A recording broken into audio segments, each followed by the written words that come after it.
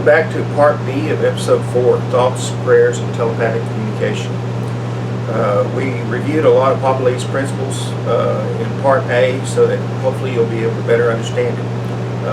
Today, instead of hearing fire engines and dogs barking, you're probably going to hear some thunder in the background because it's raining here. And we need to turn our air conditioner off also. Yep. I want to remind you to, if you are interested in buying the book, you can go to lulu.com.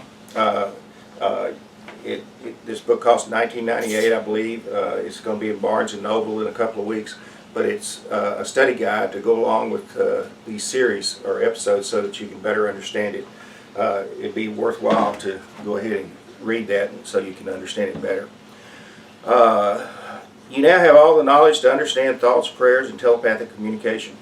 Remember that thoughts are stored electrical impulses in the hippocampus of the brain. I want to review this one more time.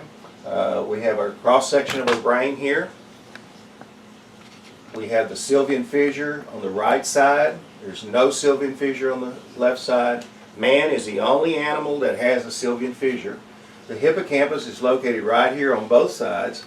And this is where the electrical impulses are stored, are received, so that you can have your thoughts and your memories. Within the hippocampus, at the dendrites, at the end of the nerves, a metabolic reaction occurs. I want to show you this little diagram here. You have your cerebrum over here that creates the thoughts. They then go down the nerve impulses to the hippocampus. And at the end of the nerves, there's these little tiny things called dendrites. And it is here that a chemical reaction is going to occur that's going to produce the binary code of the matter neutrons. So, matter helium undergoes a breakdown to form two hydrogens and two neutrons. I'm going to try to show you this. Helium,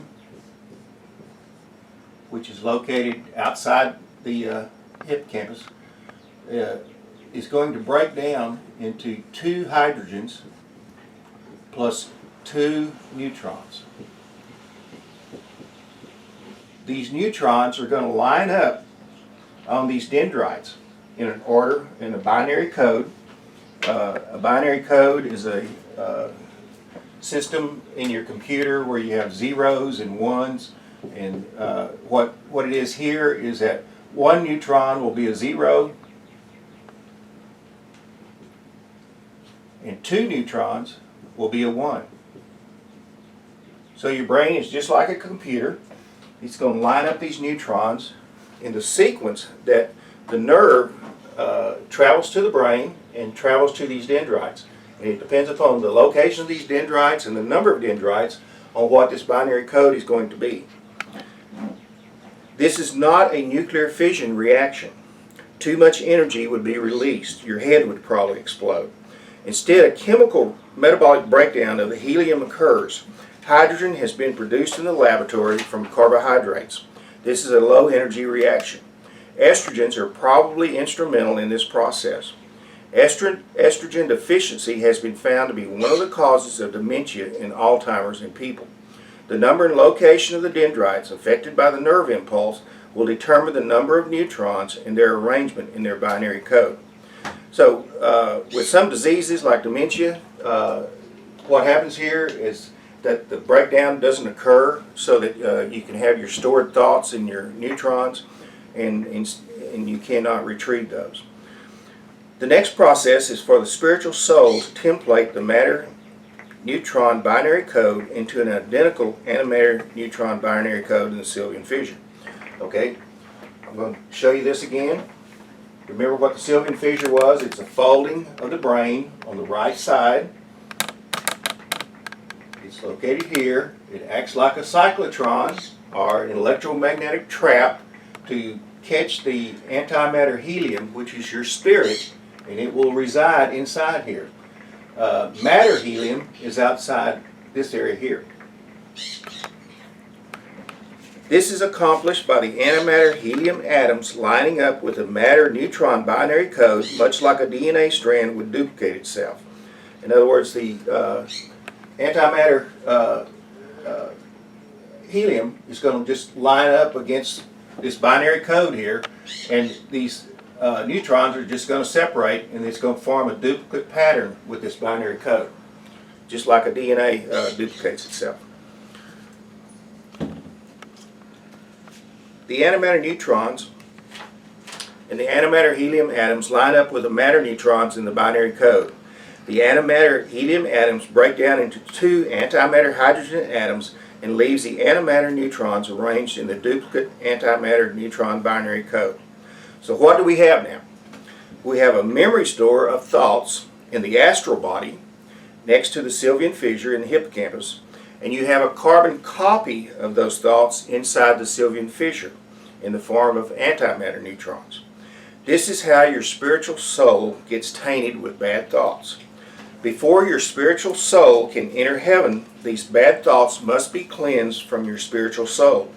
This job requires the action of God the Son. This is performed on the lowest level of heaven in what the Catholics call purgatory. Your astral body with its bad thoughts is not cleansed and will remain in the Akashic record. Now you should know of what thought consists. The second thing we're going to study is prayers. How does your silent prayer travel to God in the central core of the universe? This is where atheists and agnostics really like to harp on you about how your thoughts can actually travel. Well, I'm going to tell you how it does.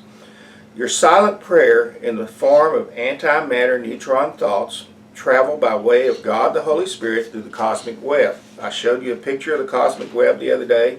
We talked about the Holy Spirit. It can travel instantly through this cosmic web to any celestial body in the universe. Think of it as a giant fiber optic that travels at 3 trillion miles per second. When your antimatter thoughts get to the central core, antimatter light in the form of photons is refracted through the binary matrix, just like a rainbow. This light refraction produces an array like the many colors of the rainbow. This array of colors is read by God the Father by reversing the refraction and to fit a binary matrix of antimatter neutron thoughts. Remember, God has all of the good thoughts in existence. He will have the binary matrix to match your prayer. If your prayer is to be answered, then God the Holy Spirit will complete this task. It's as simple as that. Telepathic communication is the third thing. It's similar to prayer, except that it involves your astral body instead of your spiritual body. The astral body, and I'm going to drop back over here and show you this again. Remember, we had three parts of our body. We had the physical body, which was in the black.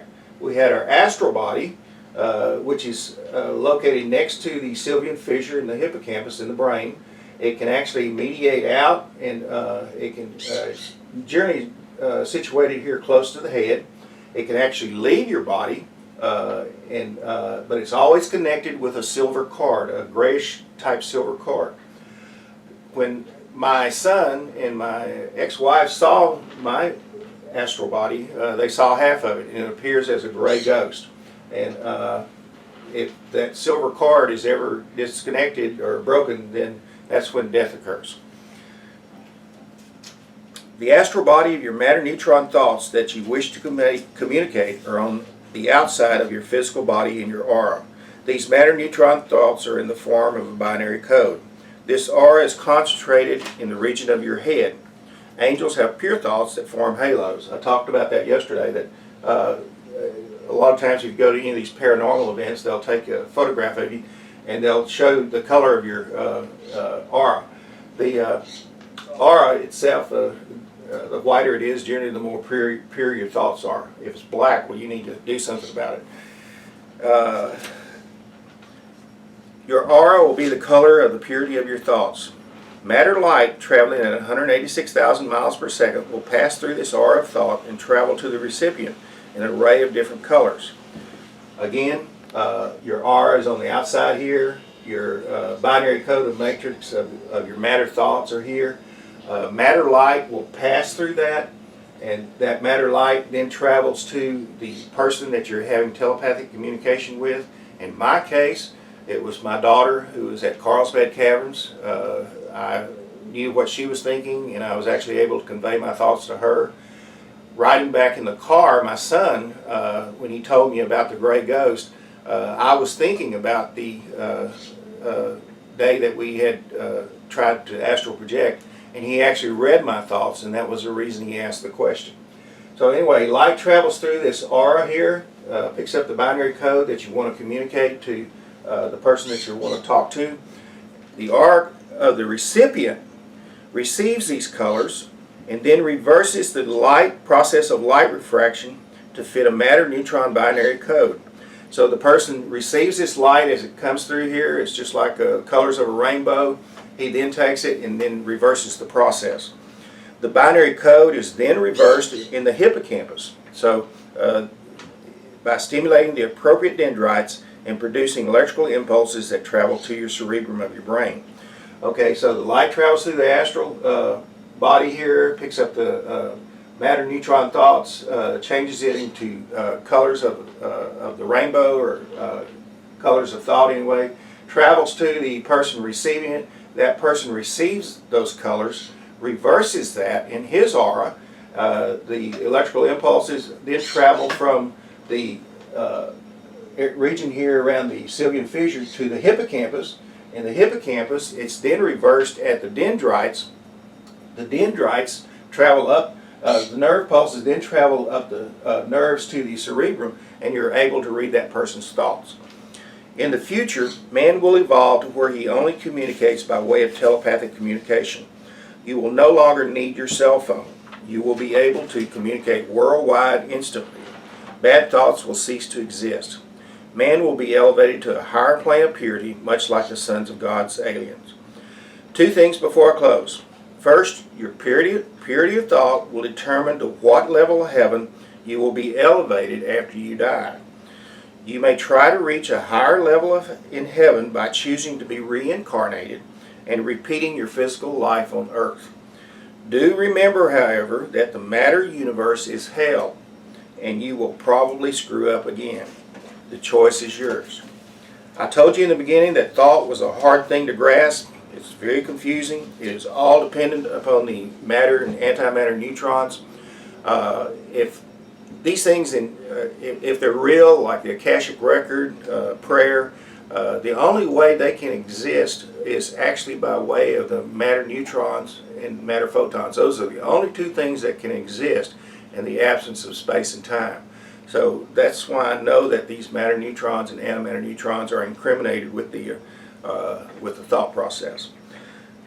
I hope none of you out there actually think that I'm smart enough to think all this stuff up, because I'm not. I was given the answers by the aliens. These aliens, the sons of God, are God's servants, helping us to learn more about ourselves and our Creator. There is a definite connection between aliens, God, and man. So for now, I'm going to say good night. We're going to be studying visitors from outer space in episode 5. You're really going to be surprised. I'm going to say see you later.